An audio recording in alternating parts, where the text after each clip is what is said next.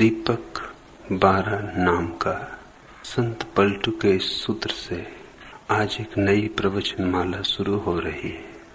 कृपया समझाएं कि यह नाम का दीपक क्या है और संत पलटू किस नाम का जिक्र कर रहे हैं। चैतन्य कीर्ति पूरा सूत्र इस प्रकार है। पलटू अंधियारी मिट्टी, बाती दिन ही बार, दीपक 12 नाम का महल भया उजियार। मनुष्य जन्मता तो है, लेकिन जन्म के साथ जीवन नहीं मिलता, और जो जन्म को ही जीवन समझ लेते हैं वे जीवन से चूक जाते हैं। जन्म केवल अवसर है जीवन को पाने का, बीज है, फूल नहीं, संभावना है, सत्य नहीं। एक अवसर है, चाहो तो जीवन मिल सकता है, न चाहो तो खो जाएगा। प्रतिपल खोता ही है। जन्म एक पहलू, मृत्यु दूसरा पहलू। जीवन इन दोनों के पार है। जिसने जीवन को जाना उसने यह भी जाना कि न तो कोई जन्म है और न कोई मृत्यु है। साधारणतः लोग सोचते हैं जीवन जन्म और मृत्यु के बीच जो है उसका नाम है। नहीं, जीवन उसका नाम है जिसके मध्य में जन्म और मृत्यु बहुत बार घट चुके हैं, बहुत बार घटते रहेंगे। तब तक घटते रहेंगे जब तक तुम जीवन को पहचान न लो। जिस दिन पहचाना, जिस दिन प्रकाश हुआ, जिस दिन भीतर का दिया जला, जिस दिन अपने से मुलाकात हुई, फिर उसके बाद न कोई लौटना है, न कहीं आना, न कहीं जाना। फिर विराट से सम्मिलन है। बीज सुबह की धूप में भी पड़ा हो तो भी अंधकार में होता है, क्योंकि बीज तो बंद होता है, उसके भीतर तो सूरज की किरणें पहुंचती नहीं। हाँ, बीज में फूल छिपे हैं, अनंत फूल छिपे हैं। काश बीज के फूल प्रकट हो जाएं तो फिर सूरज की रोशनी से संबंध जुड़ जाता है। फिर फूल नाचते हैं धूप में, हवाओं में, वर्षा में, गाते हैं पक्षियों के साथ, गुफ्तगू करते हैं सितारों से। साधारण मनुष्य बीज की तरह है, बंद, इसलिए अंधेरा है भीतर। खुलो तो उजियारा हो जाए। यह सूत्र प्यारा है। पलटू अंधियारी मिट्टी, बाती दिन ही बार, दीपक 12 नाम का महल भया उजियार। वह महल तुम हो, कहीं और मत तलाशने निकल जाना। जो भी पाना है भीतर पाना है। जो भी है जानने योग्य, पाने योग्य, वह तुम्हारे भीतर छिपा पड़ा है, उसे तलाशना है। वह उपलब्धि नहीं है, आविष्कार है। तुम्हारे भीतर कुछ परतें हैं जो टूट जाएं तो जलधार बह निकले, जिससे दिए को किसी ने ढांक दिया हो। ऐसे तुम ढके हो। उपनिषद के ऋषि प्रार्थना करते हैं, प्रभु इस स्वर्ण पात्र को उघाड़ दे। यह प्रार्थना महत्वपूर्ण है। साधारण पात्र भी नहीं है जिसने तुम्हें ढांका, यह स्वर्ण पात्र है। और यही खतरा है। मिट्टी का होता तो तुम लात मार देते, मगर यह सोने का है, इसे पकड़ रखने की आकांक्षा होती। कैदी को अगर सोने की जंजीरें पहना दो तो वो खुद ही नहीं चाहेगा कि जंजीरें टूटे। वो तो समझेगा आभूषण है। और अगर हीरे जवारात भी जड़ दो जंजीरों पर तो फिर तो कहना क्या। फिर तो जो उसकी जंजीरें तोड़ने आएगा उसका दुश्मन हो जाएगा। जीसस को तुमने सूली लगाई इसीलिए कि तुम्हारे सोने हीरे जवारातों से जड़ी जंजीरों को तोड़ने के लिए यह आदमी तुम्हारे पीछे पड़ गया। इसे सजा देनी ही होगी, इसे क्षमा नहीं किया जा सकता। तुमने सुकरात को जहर पिलाया, यूं ही नहीं, इसने जिद ही कर ली कि तुम्हें जगा के रहेगा। तुमने बुद्धों को पत्थर मारे, पागल हाथी छोड़े,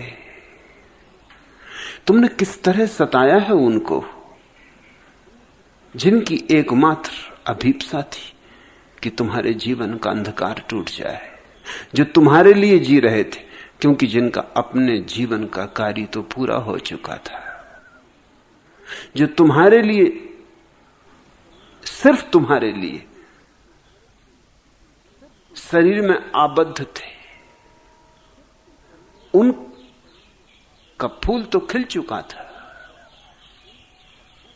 अब उन्हें यहां एक क्षण भी और होने की कोई जरूरत न थी। जो तुम्हारे लिए बोल रहे थे, क्योंकि उनके भीतर तो मौन अवतरित हो गया था, उन्होंने तो शून्य का संगीत सुन लिया था, अब शब्दों से क्या लेना था। जो तुम्हारे लिए हर तरह की तकलीफ उठा रहे थे, तुमने उन्हें खूब पुरस्कार दिया, तुमने उनकी मोहब्बत का खूब सिला दिया।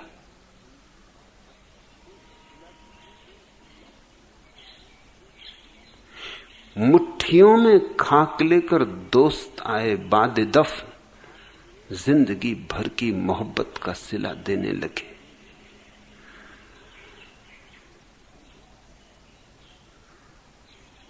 क्या सिला देते हैं हम? जिंदगी भर की मोहब्बत।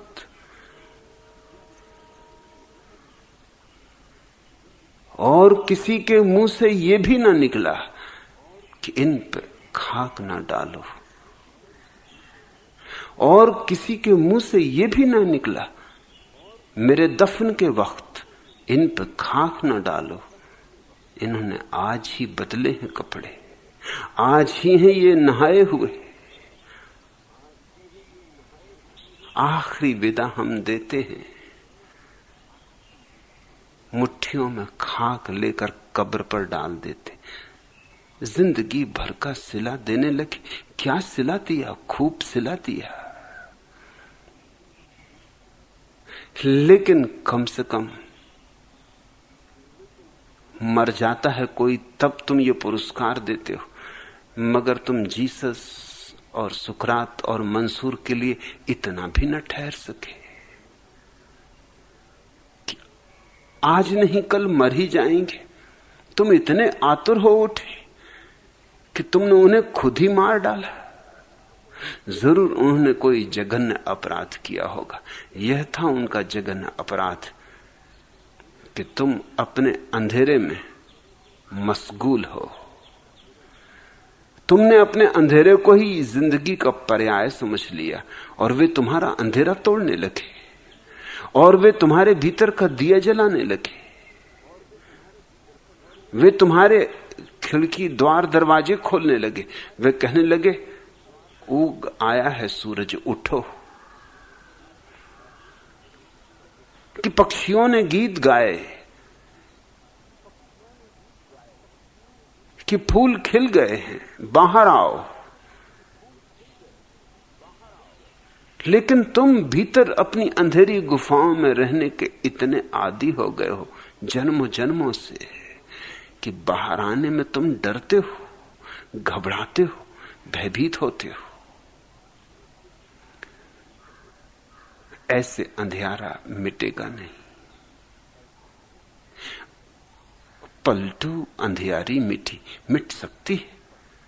पलटू की मिट्टी तुम्हारी मिट सकती, मेरी मिट्टी तुम्हारी मिट सकती, किसी एक मनुष्य की भी मिट्टी तो सभी मनुष्यों की मिट सकती है। क्योंकि प्रत्येक मनुष्य परमात्मा के संबंध में समान अधिकारी है,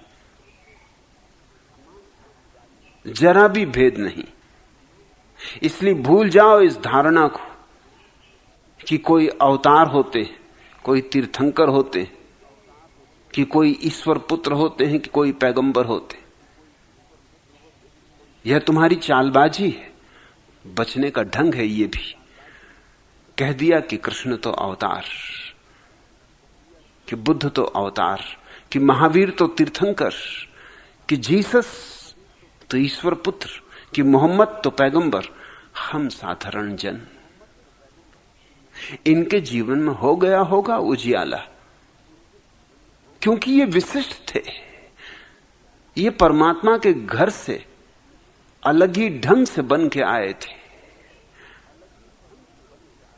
हम तो साधारण जन, जो इनके जीवन में हुआ हमारे जीवन में कैसे हो सकता है? इस बात को सीधा न सीधा कह के तुमने बड़ी तरकीब से कहा है कि ये हैं अवतारी पुरुष, ये हैं तीर्थंकर, ये हैं पैगंबर, ये ईश्वर पुत्र, और हम साधारण लोग, हम तो पूजा ही करेंगे। तो बीज लाख पूजा करता रहे फूलों की, फूल नहीं हो जाएगा। आरती उतारता रहे फूलों की, जय जगदीश हरे गाता रहे, तो भी फूल नहीं हो जाएगा। फूल होने की प्रक्रिया से गुजरना होगा। और बुझा दिया, जले हुए दियों की कितनी ही आरती उतारे, जलेगा नहीं। जले हुए दिए के करीब आना होगा, इतने करीब आना होगा कि ज्योति एक दिए से दूसरी दिए में छलांग लगा जाए। इस करीब होने का नाम ही सत्संग है। सत्संग का अर्थ है हटा दो बीच की बाधाएं, संदेह, शक, शुभे, शिकायतें। रख दो हटा के मन को एक तरफ, ताकि कोई दीवार ना रहे। मन दीवार है, मौन सेतु बन जाता है। सत्संग का अर्थ है जिसका दिया जला हो उसके पास चुप होकर बैठ रहो, और चुप्पी में वह घट जाता है जो तुम शास्त्रों को रटते रहो जन्मों तक नहीं घटेगा। पलटू अंधियारी मिठी, बाती दीनी बार।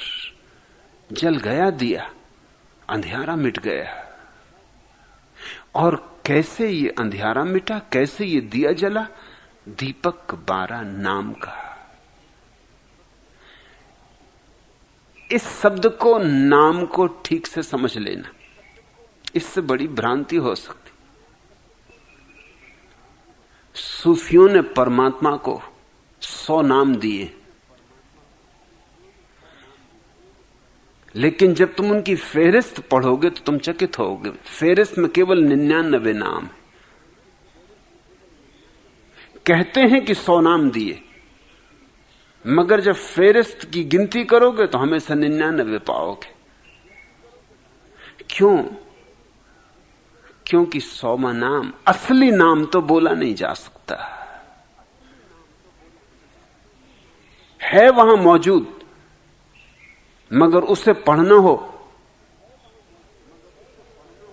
तो पंक्तियों के बीच में पढ़ना होगा, शब्दों के बीच में झांकना होगा, कोरे कागज पर पढ़ना होगा, लिखे कागज पर उसे नहीं पढ़ा जा सकता। 99 नाम उन्होंने दिए, वो काम चलाऊ है। मतलब बिना नाम कैसे चले? तो रहीम कहो, रहमान कहो, ये सब परमात्मा के गुण हैं। करुणा, दया, प्रेम, सत्य, आनंद, चैतन्य, जो भी नाम देना चाहो, ये उसके गुण हैं। इससे एक पहलू जाहिर होता है, मगर अनंत पहलू छिपे रह जाते। अगर सारे परमात्मा को प्रकट करना हो तो वो 100वां नाम ही काम आता है। वो तो केवल शून्य है। निराकार है, कुछ कहा नहीं गया, कुछ लिखा नहीं गया। उसी को संतों ने नाम कहा है। नाम दिया नहीं, सिर्फ नाम कहा। राम कहो तो ये नाम दे दिया, अल्लाह कहो तो ये नाम दे दिया, रहमान कहो तो ये नाम दे दिया। उस सौम्य को सिर्फ नाम कहा है, कुछ नाम दिया नहीं, सिर्फ इशारा किया है उस सौम्य की तरफ, शून्य की तरफ। दीपक 12 नाम का, इसे यूं पढ़ना, शून्य का दिया जलाया। शब्दातीत, शास्त्रातीत, अनिर्वचनीय समाधि का दिया जलाया। न वहां कुछ कहने को है, न कुछ समझने को है, न कुछ सुनने को है। वहां गहन मौन है, समग्र मौन है। जरा भी चहल पहल नहीं, जरा भी शोरगुल नहीं। ज़ेन फकीर उस अवस्था को कहते हैं, एक हाथ से बजाई गई ताली 2 हाथ से बजाओगे तो आवाज होगी। एक हाथ से ताली बजती है मगर आवाज नहीं होती। एक हाथ से बजाई ताली,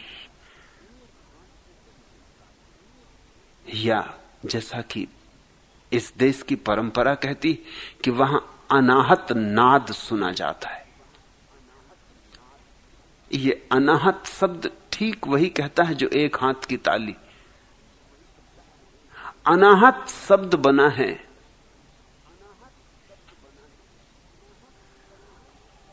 आहत के विपरीत। आहत का अर्थ होता है चोट। जैसे कोई सितार के तार पर चोट करता है तो नाद पैदा होता है, ये आहत नाद है। जैसे कोई तबले को ठोंकता है या मृदंग को बजाता है तो चोट करता है। 2 चीजें टकराती, हाथ मृदंग से टकराता है कि अंगुलियां सितार के तारों को छेड़ देती।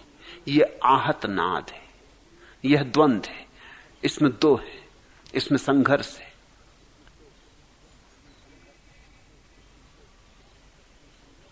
अनाहत नाद का अर्थ है जहां 2 नहीं, जहां एक है, जहां संघर्ष होने का उपाय ही नहीं, जहां द्वंद्व की कोई संभावना नहीं, जहां एक ही रह गया, वहां कैसा शब्द, कैसा शोरगुल। झील पर तुमने लहरें देखी तो तुम सोचते होगे कि झील पर लहरें, झील पर लहरें नहीं होती।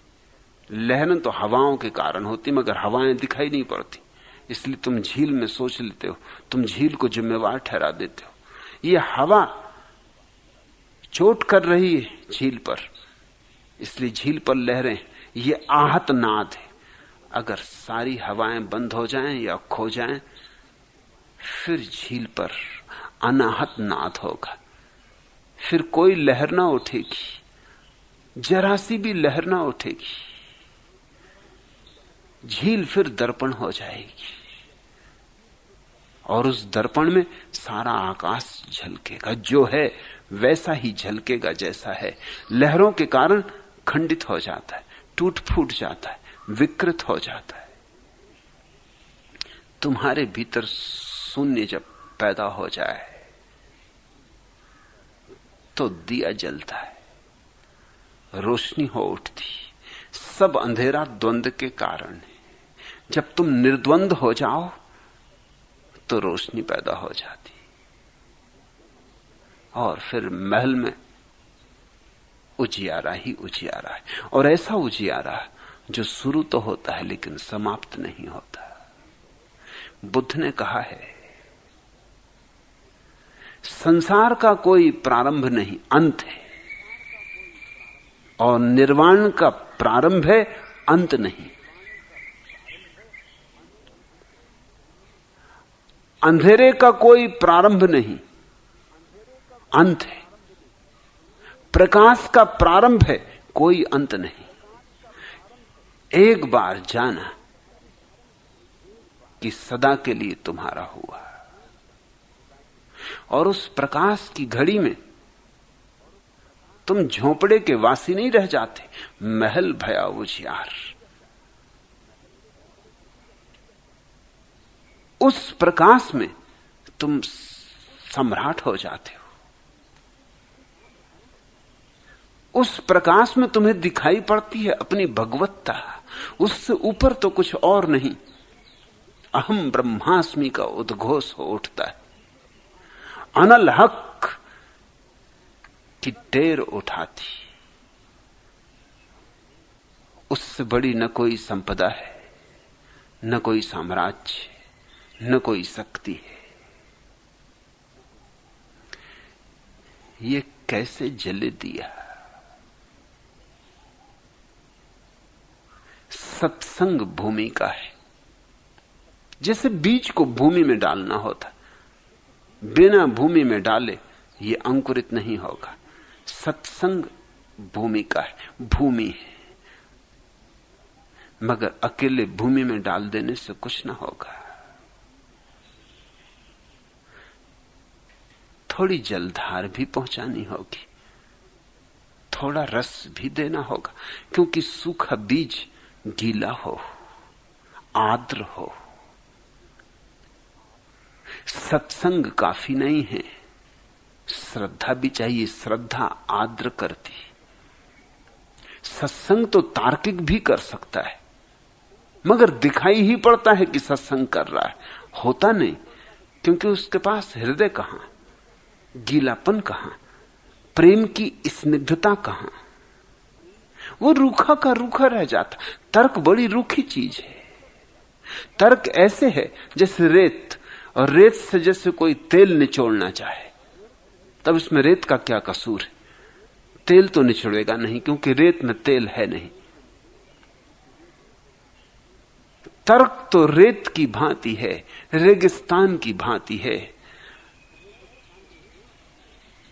तुम लाख निचोड़ते रहो, कुछ भी ना निकलेगा। श्रद्धा तुम्हें आर्द्र करती है, गीला करती है।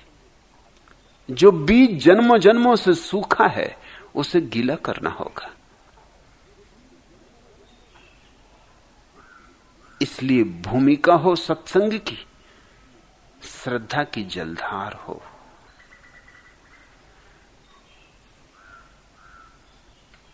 और बीज को थोड़ा साहस भी चाहिए, नहीं तो वो डर के मारे ही अपनी पुरानी खोल को पकड़े रहेगा।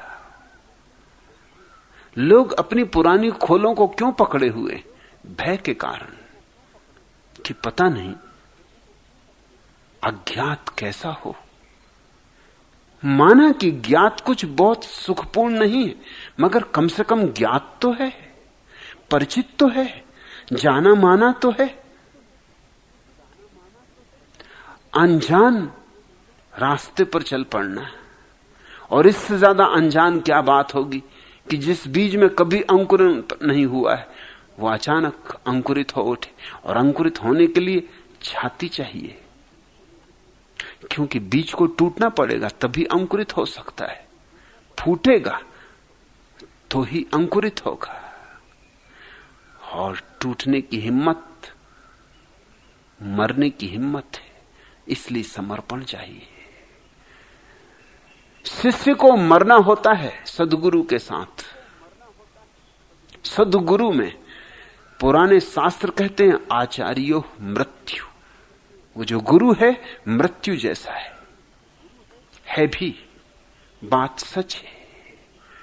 गुरु के पास जो मरने को राजी नहीं, जो फूटने को टूटने को राजी नहीं, जो अपनी जराजीर्ण परंपरा, मान्यताएं, अंधविश्वासों को तोड़ने को राजी नहीं, जो कहता है मैं तो चिपटूंगा अपनी धारणाओं से, कैसे छोड़ दूं, बड़ी पुरानी है, बाप दादों की दी हुई है, सदियों से चली है, इनको मैं नहीं छोड़ सकता।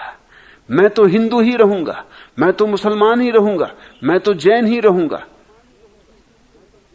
फिर बहुत कठिनाई है। वो टूटने को राजी नहीं, वो अपनी खोल को जोर से पकड़े हुए है। उसके पास छाती नहीं, साहस नहीं। श्रद्धा हो, साहस हो, इतना साहस कि अतीत के प्रति मर सके, तो ही भविष्य में अंकुरण होगा। जो अतीत को पकड़ता है वो भविष्य को त्याग देता है, और भविष्य ही है जो होने वाला है। अतीत तो जा चुका, बह चुका, अब वहां कुछ भी नहीं। सांप जा चुका, सिर्फ रेत पर सांप के सरकने के चिन्ह रह गए। अतीत तो जा चुका, रेत पर चरण चिन्ह रह गए। पूछते रहो चरण चिन्हों को, जितना पूछना हो, कुछ पाओगे नहीं, हाथ कुछ लगेगा नहीं। जाओ मंदिरों में, जाओ मस्जिदों में, जाओ गुरुद्वारों में, कुछ पाओगे नहीं। किसी जीवित बुद्ध के पास होना होगा, किसी जीवित नानक को तलाशो, गुरुद्वारे में नहीं मिलेगा नानक। किसी जीवित मोहम्मद के पास बैठो, मस्जिदों में नहीं, काबा में भी नहीं मिलेगा। किसी जीवित जीसस के साथ उठो, चलो। ये पोपों और पादरियों का बड़ा जाल, इसमें भटक जाओगे ऐसे जैसे कि कोई जंगलों में भटक जाता है। और शब्दों के जंगल जंगलों से भी बड़े जंगल हैं। इनमें जो खो जाता है उसे निकलना मुश्किल हो जाता है। जीवित सदगुरु के पास ही साहस की कसौटी है, क्योंकि जो खुद मर चुके हैं, जो अब नहीं है, वो तुम्हें क्या मिटाएंगे, तुम्हें कैसे मिटाएंगे? असंभव। वो तो खुद तुम्हारे हाथ में पड़ गए। अब तुम जो चाहो उनके साथ करो, जैसा व्यवहार करना चाहो करो। कुछ कह सकते नहीं, कुछ बोल सकते नहीं। पत्थर की मूर्तियां रह गई या कागजों की मूर्तियां। शास्त्र वे कागज की मूर्तियां हैं, मगर सब प्रतिमाएं रह गई। जीवित सदगुरु के पास ही साहस की कसौटी। लेकिन कायरों की ये दुनिया है, कायरों से भरी हुई ये पृथ्वी, इसलिए यहां मुर्दे पूजे जाते और जीवितों का अपमान किया जाता है। उन्हीं जीवितों का जिनका तुम अपमान कर रहे हो, जब वो मर जाएंगे तो तुम पूजोगे। बड़े अचंभे से ये घटना घटती रही और अब भी घट रही। जीसस जिंदा हो तो सूली, और जीसस मर जाए तो आधी पृथ्वी ईसाई हो जाती। मुर्दा जीसस के साथ अड़चन नहीं। जैसा चाहो वैसा तुम कर सकते हो। जीसस अब तुम्हें रोक नहीं सकते। जिंदा जीसस के साथ बहुत अड़चन है। वे तुम्हारी तो मानेंगे नहीं। जो तुम्हारी मान ले वो सदगुरु नहीं। जो तुम्हारी अपेक्षाएं पूरी करे वो सदगुरु नहीं। सदगुरु तो अपनी स्वतंत्रता और अपनी स्वस्फूर्णता से जिएगा और तुम्हारी सारी धारणाओं को तोड़ देगा और तुम्हारी सारी मान्यताओं को बिखेर देगा। यह उसे करना ही होगा बेरहमी से, तो ही उसकी करुणा है। अगर उसने तुम्हें सांत्वना दी तो वो तुम्हारा दुश्मन है। वो तुम्हें संक्रांति देगा, क्रांति देगा, सांत्वना नहीं। वो तुम्हें आग से गुजरने का बल देगा और धक्का देगा कि गुजर जाओ आग से, क्योंकि डरो मत, कचरा ही जलेगा, सोना तो बच रहेगा। और जिसको बचाना है वह सोना है, और कचरा जल जाए ये अच्छा है, ताकि तुम पहचान सको अपनी असलियत को, अपने स्वभाव को। सत्संग चाहिए भूमिका के लिए, श्रद्धा चाहिए आर्द्रता के लिए, साहस चाहिए ताकि बीज टूट सके। बीज के टूटने का अर्थ है अहंकार का टूटना। तुम बातें अच्छी अच्छी करते हो मगर छिपाते तुम अहंकार हो। जब तुम कहते हो हिंदू धर्म, ईसाई धर्म, बौद्ध धर्म, जैन धर्म, तो तुम असल में ये नहीं कह रहे हो कि तुम्हें जैन धर्म से कुछ लेना देना है। तुम्हें क्या पड़ी जैन धर्म से? तुम्हारी जिंदगी में तो कोई सबूत नहीं। महावीर ने कहा अपरिग्रह, और जितना परिग्रह जैनों के पास होता उतना किसी के पास नहीं। ये खूब मजा हुआ। महावीर नग्न रहे और जितनी कपड़े की दुकानें जैनियों की उतनी किसी की नहीं। जैनी अक्सर कपड़े की दुकान करते। मेरे एक परिचित हैं, परिजन हैं, उनकी दुकान का नाम है दिगंबर क्लॉथ स्टोर। मैंने उनसे कहा कि थोड़ी अकल भी तो लगाओ। तुम्हें दिगंबर शब्द का मतलब मालूम? दिगंबर यानी नग्न। नंगों की कपड़ों की दुकान। कपड़े किसके लिए? या तो दिगंबर अलग करो, और या कपड़े की दुकान की जगह कुछ और दुकान करो। लेकिन जैनों का सारा धंधा कपड़े की दुकान का है। और महावीर नग्न रहे, और जैनों के पास जितना परिग्रह उतना किसी के पास नहीं। और महावीर ने अपरिग्रह की बात कही, और ये सारे लोगों के साथ यही घटना घटी। इस्लाम का अर्थ होता है शांति का धर्म। इस्लाम शब्द का ही अर्थ है शांति। और जितनी अशांति इस्लाम से फैली किसी और से फैली। जब देखो तब जिहाद की तैयारी चल रही, तलवारों पर धार रखी जा रही, मरने मारने के लिए आयोजन हो रहा है। जीसस ने कहा है परमात्मा प्रेम है, और ईसाइयों ने जितनी हत्याएं की, किसने हत्या की? कितने ने जिंदा लोगों को जला दिया, जिंदा स्त्रियों को जलाया। सारा इतिहास 2000 वर्ष का ईसाइयों के द्वारा की गई हत्याओं का इतिहास है।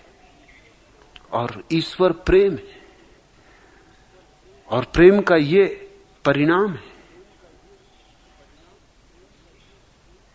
चकित होकर तुम जरा देखो तो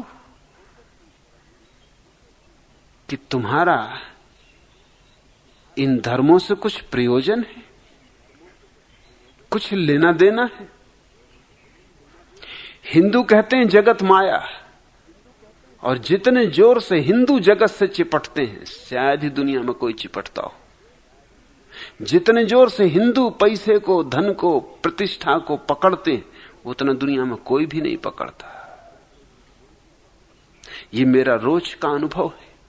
यहां करीब करीब दुनिया के सारे देशों से लोग मौजूद हैं। जितनी पकड़ हिंदुओं की है उतनी किसी की भी नहीं। क्या मामला है ये? जगत को माया कहते हैं, सब माया, मगर पकड़ते हैं जगत को इतने जोर से कि छूटे नहीं छूटता, कुछ भी नहीं छूटता। धर्मों से किसी को कोई प्रयोजन नहीं है। फिर प्रयोजन क्या है? प्रयोजन है अहंकार का। हिंदू धर्म श्रेष्ठ है क्योंकि हिंदू धर्म की आड़ में मैं श्रेष्ठ हूं क्योंकि मैं हिंदू। जैन धर्म महान है क्योंकि उसकी आड़ में मैं महान हूं। सीधे सीधे ये भी साहस नहीं है कहने का कि मैं महान हूं। पाखंड ऐसा गहरा हो गया है, बेईमानी खून में, हड्डी मांस मज्जा में समा गई। सीधे ही कहो ना बात कि मैं महान हूं, मगर तुम जानते हो कि ऐसा कहोगे तो लोग हंसेंगे कि अरे बड़े अहंकारी हो। तो फिर अहंकार को घूंघट में छिपना पड़ता है, फिर अहंकार को परोक्ष रूपेण बोलना पड़ता है। पेरिस के विश्वविद्यालय के दर्शन शास्त्र के प्रधान ने एक दिन अपनी कक्षा में कहा कि मुझसे महान व्यक्ति इस संसार में दूसरा नहीं। विद्यार्थी उसके चौंके। दर्शन शास्त्र का प्रोफेसर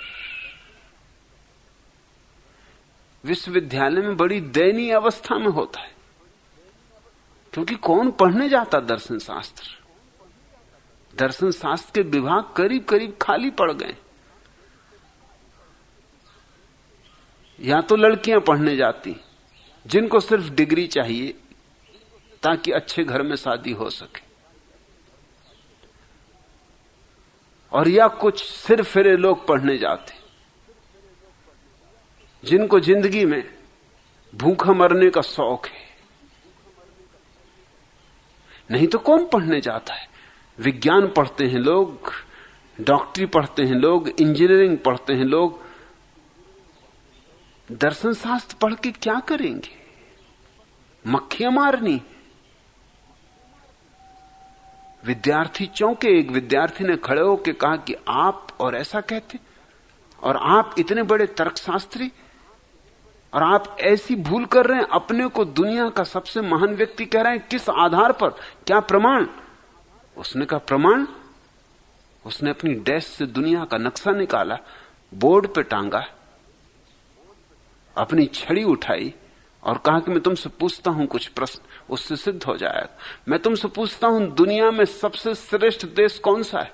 स्वभावतः सभी फ्रांस के रहने वाले थे। उन्होंने कहा फ्रांस से श्रेष्ठ तो कोई भी नहीं। जैसा भारतीय होते तो वो कहते कि भारत तो पुण्य भूमि, यहां तो देवता पैदा होने को तरसते। पता नहीं देवता भी कैसे नालायक। यहां किस लिए पैदा होने को तरसते होंगे? यहां आदमी पैदा होने से पीड़ित हो रहा है, देवता और किस लिए तरस रहे हैं? मगर बात शायद ठीक ही होगी, नहीं तो इतनी भीड़भाड़ भी कैसे हो। 33 करोड़ देवता हिंदुओं के पास हैं और किसी के पास तो नहीं। मगर यहां तो मामला भी बढ़ गया। देवता ही नहीं आ गए, उनके नौकर चाकर भी सब आ गए। 70 करोड़ तो संख्या हो गई।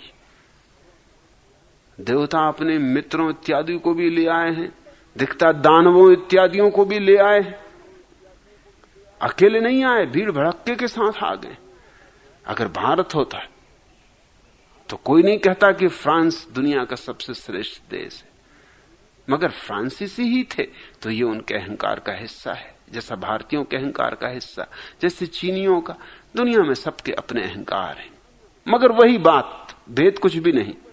उन्होंने कहा फ्रांस निश्चित ही सर्वश्रेष्ठ है। उस प्रोफेसर ने कहा तो ठीक है, अब फ्रांस बचा, सारी दुनिया समाप्त करो। फ्रांस में सबसे ज्यादा श्रेष्ठ नगर कौन सा है? तब जरा विद्यार्थी चौंके कि बात तो कुछ बिगड़ने लगी। मगर करते भी क्या? पेरिस के ही सब निवासी थे, और पेरिस के निवासी तो मानते हैं दुनिया में पेरिस जैसा कोई नगर ही नहीं, हो भी नहीं सकता। तो उन्होंने कहा पेरिस। तब प्रोफेसर ने कहा पेरिस में सबसे ज्यादा पवित्र स्थल कौन सा है? स्वभाव था विद्या मंदिर ही तो पवित्र होगा, तो विश्वविद्यालय। और तब उसने कहा विश्वविद्यालय में सबसे श्रेष्ठ विषय कौन सा? निश्चित ही सभी दर्शन शास्त्र के विद्यार्थी। उन्होंने कहा दर्शन शास्त्र। उसने कहा मैं तुम्हें कुछ सिद्ध करूं कि हो गया सिद्ध। मैं दर्शन शास्त्र का प्रधान हूं, इसलिए मैं कहता हूं कि मैं दुनिया का सबसे श्रेष्ठ व्यक्ति हूं। किसी को कोई ऐतराज? अब क्या ऐतराज हो? अब तो बात बड़े तर्क से सिद्ध हो गई। मगर देखते हैं कितनी चालबाजी से मैं दुनिया का श्रेष्ठतम व्यक्ति हूं यह सिद्ध किया गया। सीधे सीधे कहो कोई राजी नहीं होगा, तो हमें कान को उल्टे पकड़ना होता। भारत महान है क्योंकि तुम भारतीय हो। भारत महान राष्ट्र, और फिर भारत में भी महाराष्ट्र का तो कहना ही क्या। राष्ट्र के भीतर महाराष्ट्र सिर्फ एक ही है ये देश दुनिया में जहां राष्ट्र के भीतर महाराष्ट्र होते। तुमने चीनी डब्बों की कहानियां सुनी होंगी कि डब्बे के भीतर डब्बा, लेकिन यहां उससे भी गजब की बात, यहां डब्बे के भीतर उससे बड़ा डब्बा। इसको कहते जादू, इसको कहते चमत्कार, आध्यात्मिक चमत्कार। राष्ट्र वगैरह में क्या रखा है? महाराष्ट्र। बंगाली से पूछो, वो कहेगा कि सोनार बांग्ला, सोने का बंगाल, ये है पुण्य भूमि, धन्य भूमि। यही हुए रविंद्रनाथ। किसी से भी पूछ लो, जिससे पूछोगे वो अपने दावे करेगा। हालांकि सीधा नहीं कहेगा कि मैं महान हूं, मगर तिरछी चाल चलेगा। मेरा धर्म महान, मेरा राष्ट्र महान, मेरा वर्ण महान, मेरा रंग महान, मेरी जाति महान। अगर पुरुष है तो पुरुष महान। और धीरे धीरे अगर तुम खींचते ही जाओ बात को तो वहीं आ जाएगा जहां दर्शन शास्त्र का ये प्रोफेसर आ गया। आखिर में अगर तुम उसको कुरेदते ही जाओ तो आज नहीं कल, कल नहीं परसों उसे कहना ही पड़ेगा। अब सच्ची बात कह देता हूं कि मैं महान। इस मैं की महानता को, अहंकार को सिद्ध करने के लिए तुम न मालूम किन किन बातों को पकड़े हुए हो। ये सब छोड़नी होगी तो ही बीज टूटेगा। साहस चाहिए ज्ञात को छोड़ने के लिए और अज्ञात में प्रवेश के लिए साहस चाहिए। और ये हमारा विक्षिप्त मन, ये हमारा पागल मन अतीत को ही पकड़ता है। इसके पीछे कारण है, क्योंकि मन अतीत से ही पोषण पाता है। मन है ही अतीत का संग्रह। मन के पास अज्ञात में प्रवेश का कोई उपाय नहीं। ये ज्ञात में ही जीता है, ये परिचित में ही जीता है। और इसलिए मन ही बाधा है। यही तुम्हारा दिया नहीं जलने देता। जिस दिन तुम्हारा और किसी जले हुए दिए के बीच कोई फासला न रह जाएगा, ये मन न खड़ा रह जाएगा, उस क्षण तुम्हारा दिया भी जल जाएगा, तत्क्षण जल जाएगा। मगर कुछ तुम्हें भी करना होगा। तुम्हें पास सरकते आना होगा। श्रद्धा ही पास सरका सकती है। और तुम्हें आर्द्र होना होगा, तुम्हें प्रेमपूर्ण होना होगा, और तुम्हें शून्य होना होगा, मौन होना होगा। मौन को मैं ध्यान कहता हूं। जिसको पलटू ने नाम का कहा है उसको मैं ध्यान कहता हूं। शब्द का ही भेद है। जब तुम निर्विचार हो जाओगे तो मन गया, और जहां मन गया वहां ज्योति आई, तत्क्षण आती। मगर ये पागल मन अतीत में भटकाता है। सर छुपा के मेरे दामन में खिजाओं ने कहा, सर छुपा के मेरे दामन में खिजाओं ने कहा, हमें सताने दे गुलशन में बहार आई है। हमें सताने दे गुलशन में बहार आई है। सर छुपा के मेरे दामन में खिजाओं ने कहा। जब बहार आई तो सहरा की तरफ चल निकला। जब बहार आई तो सहरा की तरफ चल निकला। सहने गुल छोड़ गया, दिल मेरा पागल निकला। ये दिल बिल्कुल पागल है। ये मन विक्षिप्त है। विक्षिप्तता में और साधारण, जिसको हम स्वस्थ मन का आदमी कहते हैं, जो अंतर होता है मात्रा का होता है, गुण का नहीं होता। तुम 99 डिग्री पर विक्षिप्त होगे, कोई 100 डिग्री पर उबल गया, कोई 101 डिग्री पर तो पागल खाने में चला गया। मगर जो भेद है वो बस मात्रा का है। और मात्रा का भेद भी कोई भेद है। जरा सी बात में मात्रा पूरी हो सकती, जरा सा तराजू पे और वजन पड़ गया कि बात खत्म हो गई। पत्नी मर जाए, बेटा मर जाए, घर में आग लग जाए, दिवाला निकल जाए, अरे और तो और लॉटरी मिल जाए। मैंने सुना एक स्त्री घबराई हुई अपने पादरी के पास गई और उसने कहा कि मैं बड़ी मुश्किल में पड़ गई हूं, मेरे पति दफ्तर गए, आते ही होंगे, आप जल्दी कुछ करें। उनके नाम से लॉटरी खुल गई। पादरी ने कहा इसमें इतने घबराने की क्या जरूरत? अरे उसने कहा 7 लाख रुपए। मेरे पति ने कभी 700 रुपए भी हाथ में लेके नहीं देखे, 7 लाख। मैं जानती हूं वो पगला जाएंगे और मुझे डर है कि कहीं कोई हृदय का दौड़ा ना पड़ जाए। इतना बड़ा सुख वो ना झेल सकेंगे, ये उनकी सामर्थ्य के बाहर है। आप जल्दी कुछ करें, वो दफ्तर से आते ही होंगे। अभी अभी चिट्ठी आई और मुझे खबर मिली कि 7 लाख की लॉटरी उनके नाम खुल गई। पादरी ने कहा चल मैं तेरे घर आता हूं, मैं निपट लूंगा, कोई बात नहीं, आने दे तेरे पति को, धीरे धीरे बात को खोलेंगे, आहिस्ता आहिस्ता देखते चलेंगे कि कितना सह सकता उतना खोलेंगे। पति आया। पादरी ने कहा अरे भाई सुनते हो, तुम्हारे नाम से लॉटरी खुल गई, 50,000 रुपए मिले हैं तुम्हें। उस आदमी ने सुना और उसने कहा अगर ये बात सच तो 25,000 मैंने तुम्हारे चर्च को दान दी। और पादरी वहीं गिर पड़ा और उसका हार्ट फेल हो गया। 25,000 ये तो सोचा भी ना था। ये आदमी तो कम से कम लॉटरी की टिकट खरीदा था तो सोचता भी होगा कि मिल सकते हैं, कभी तो मिलेंगे, न मालूम कब से खरीद रहा होगा, हर महीने खरीदता होगा टिकट, जन्मों से खरीद रहा होगा, तब तो कभी ये मौका आएगा। मगर ये तो कुछ तैयार भी रहा होगा। पादरी तो बिल्कुल ही तैयार नहीं था। इसने तो सोचा भी नहीं था कि 25,000 एकदम से मिल जाएंगे। वो तो वहीं गिर पड़ा, वहीं ढेर हो गया। इस मन को पागल होने में कितनी देर लगती है। ये पागल होने के करीब ही है, जरा सा धक्का, बहाना ही खोज रहा है।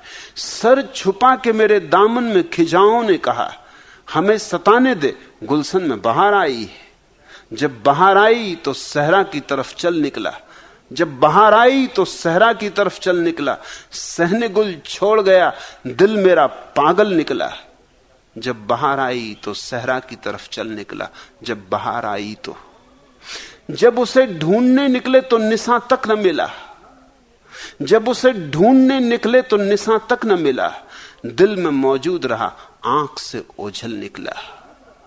दिल में मौजूद रहा, आंख से ओझल निकला। जब उसे ढूंढने निकले तो निशा तक न मिला। दिल में मौजूद रहा, आंख से ओझल निकला। जब बाहर आई तो सहरा की तरफ चल निकला। सहने गुल छोड़ गया, दिल मेरा पागल निकला। जब बाहर आई तो सहरा की तरफ चल निकला। एक मुलाकात भी जो दिल को सदा याद रही, एक मुलाकात भी जो दिल को सदा याद रही। हम जिसे उम्र समझते थे वो एक पल निकला। जब बाहर आई तो सहरा की तरफ चल निकला। सहने गुल छोड़ गया, दिल मेरा पागल निकला। जब बाहर आई तो सहरा की तरफ चल निकला। वो जो अफसाना ए गम सुन के हंसा करते थे, वो जो अफसाना ए गम सुन के हंसा करते थे, इतना रोए हैं कि सब आंख का काजल निकला। जब बाहर आई तो सहरा की तरफ चल निकला। सहने गुल छोड़ गया, दिल मेरा पागल निकला। हम तो तुम्हें ढूंढने निकले थे, परेशान रहे। हम तो तुम्हें ढूंढने निकले थे, परेशान रहे। शहर तो शहर है, जंगल भी न जंगल निकला। जब बाहर आई तो सहरा की तरफ चल निकला। सहने गुल छोड़ गया, दिल मेरा पागल निकला। कौन अय्यूब परेशान नहीं तारीकी में, कौन अय्यूब परेशान नहीं तारीकी में। चांद अपना चुके फिर भी दिल सीने में बेकल निकला। जब बाहर आई तो सहरा की तरफ चल निकला। सहने गुल छोड़ गया, दिल मेरा पागल निकला। जब बाहर आई तो सहरा की तरफ चल निकला। जब बाहर आई तो यह दिल सच में ही पागल है। बाहर तो रोज आती है, वसंत तो तुम्हारे द्वार पर रोज दस्तक देता है, परमात्मा तो रोज तुम्हें पुकारता है, मगर तुम रेगिस्तानों की तरफ चल पड़ते हो जब बाहर आई तो सहरा की तरफ चल निकला। सहने गुल छोड़ गया, दिल मेरा पागल निकला। कुछ अजीब है आदमी, जहां बाहर है वहां से तो भाग खड़ा होता है, जहां वसंत का स्रोत है वहां से तो भाग खड़ा होता है, फिर तड़फता है जैसे मछली तड़फे, सागर से निकल के गिर पड़े रेत पर, तट पर, धूप में जले भुने तड़फे। ऐसे हम हैं, भीतर सागर है और हम बाहर। भीतर सच्चिदानंद मौजूद है और हम बाहर भागे हुए। इस क्षण ही दिया जल सकता है, लेकिन हम अतीत को इतने जोर से पकड़े हुए हैं कि वर्तमान को हम होने नहीं देते। हम जीते जो बीत गया उसमें, जिसकी धूल ही रह गई, गुबार रह गई, कारवां तो कब का निकल गया। हम ऐसे पागल हैं कि कार तो चला रहे हैं यहां, देखना चाहिए आगे, मगर देखते हैं आईने में पीछे। जहां से कार गुजर चुकी, जहां सिर्फ धूल उड़ती रह गई। दुर्घटना ना होगी तो क्या होगा, और अंधेरा ना होगा तो क्या होगा, और जिंदगी एक बोझ ना बन जाएगी तो क्या होगा।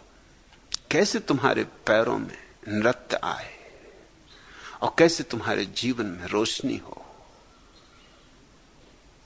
मन को छोड़ो, ध्यान को पकड़ो। ध्यान यानी आमनी दशा। ध्यान अर्थात मनातीत, विचारातीत चैतन्य। और दिया जला, एक पल की देर नहीं होती।